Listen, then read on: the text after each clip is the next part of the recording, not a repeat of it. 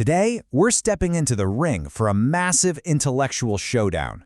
We've got two brilliant scholars, one a believer, one a skeptic, and they're going head-to-head on one of the biggest questions you can ask. Is Christianity actually true? You know, the moderator, Kirby Anderson, really hit the nail on the head here. This whole thing isn't about one side trying to crush the other. It's about giving us a chance to hear the best arguments from two totally different ways of seeing the world. So in one corner, you have Dr. William Lane Craig. He's a Christian apologist who argues that faith isn't blind, it's actually backed by really good reasons and solid evidence. And in the other corner, you've got Dr. Keith Parsons, an atheist philosopher who makes the bold claim that Christianity is not only not true, it's not even good. Let's see how they each build their case. So where do you even begin with a question this huge? Well, you have to start at the only logical place, the very beginning. The first major clash is all about the origin of the universe itself. Okay, so Dr. Craig kicks things off with what's known as the cosmological argument. It goes like this. Science, specifically the Big Bang Theory, tells us the universe had a beginning. And, well, things that begin to exist have to have a cause, right? Out of nothing, nothing comes. So the universe must have a cause. Now, this cause has to be outside of space and time, so it's spaceless, timeless, and unbelievably powerful. But here's the real kicker. Dr. Craig argues this cause must also be personal. Why? Because for something timeless to create an effect in time, it has to make a choice. And making a choice is an act of will, something only a personal being can do. All right, so if we entertain the idea of a personal creator, the next big question is, so what? What does that actually mean for our lives? And this brings us right to the next battleground, the debate over morality, meaning, and goodness. Dr. Craig lands a heavy punch here, arguing that if there's no God, our lives are ultimately meaningless, just a random brief flash in a universe that's doomed to die out. Any meaning we think we have is just made up. But Dr. Parsons completely rejects that idea. He points to thinkers like Bertrand Russell and says, hold on a minute, a life filled with love, deep friendships, and work you care about, that's full of meaning, right here and now. It doesn't need a divine stamp of approval to be profound. And this is where the debate takes a sharp turn, from pure philosophy to the messy realities of history and theology. Dr. Parsons goes on the offensive, challenging the very goodness of Christianity. He brings up violent acts in the Bible, the Crusades, the Inquisitions, and what he calls the monstrous doctrine of hell as evidence that the religion is, in his words, not good. Dr. Craig's defense is twofold. First, he argues that as the author of life, God has the right to take it.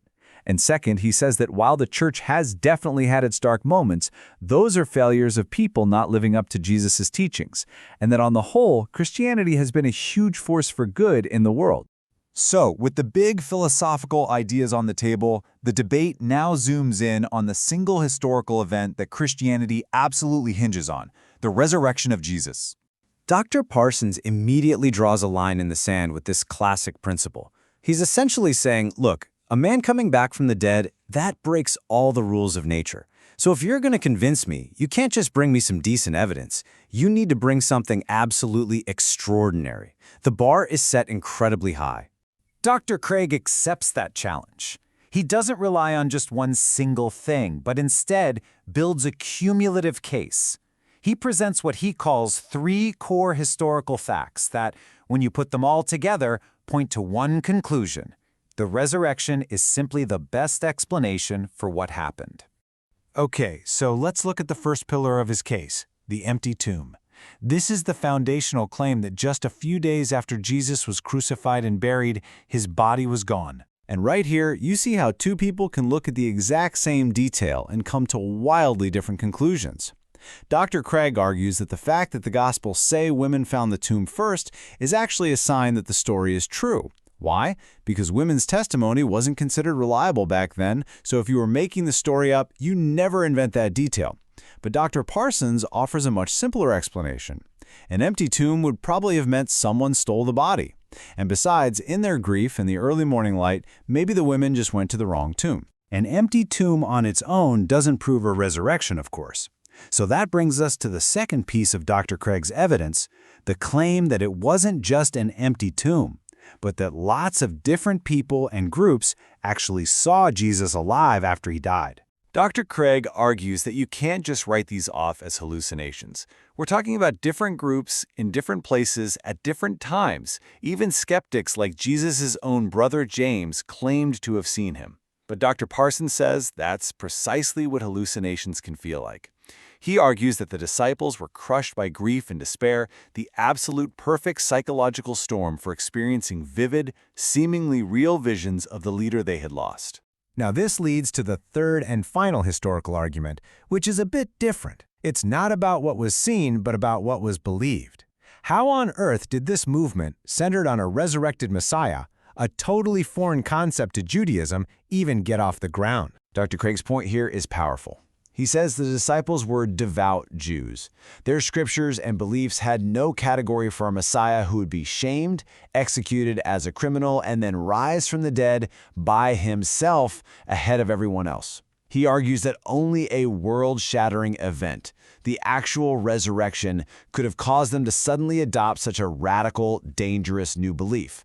But Dr. Parsons pushes back. He says, look, Jesus was already a radical, apocalyptic teacher. It's not some impossible leap for his devoted followers to come up with another radical idea after he died. It was a natural, if extreme, continuation of his movement. You know, when you take a step back from all the specific points, you realize the entire debate really boils down to a fundamental clash over what counts as evidence in the first place. It really all comes down to this. Dr. Craig looks at the evidence within its historical context and concludes that the resurrection is the most reasonable explanation. He sees the Gospels as generally reliable sources. Dr. Parsons, on the other hand, starts from the position that a miracle is, by its very nature, the least likely explanation for anything. He sees the Gospels as biased propaganda and says the evidence presented is nowhere near strong enough to clear that incredibly high bar. Both men make a powerful, well-reasoned case, but they're playing on two completely different fields, with different rules about what's possible and what counts as proof. So we're left with a question, not just for them, but for all of us. When a belief this big hangs in the balance, what does it really take to be convinced? What counts as truly extraordinary proof?